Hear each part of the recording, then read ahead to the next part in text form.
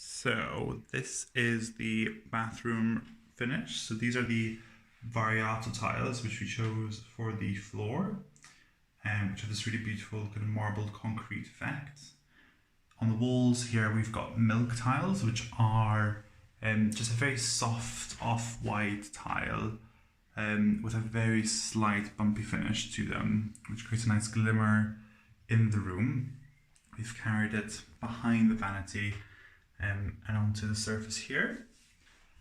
We suspended a mirror just kind of half peeping out in front of the windowsill so that you can still get ready with all the natural light.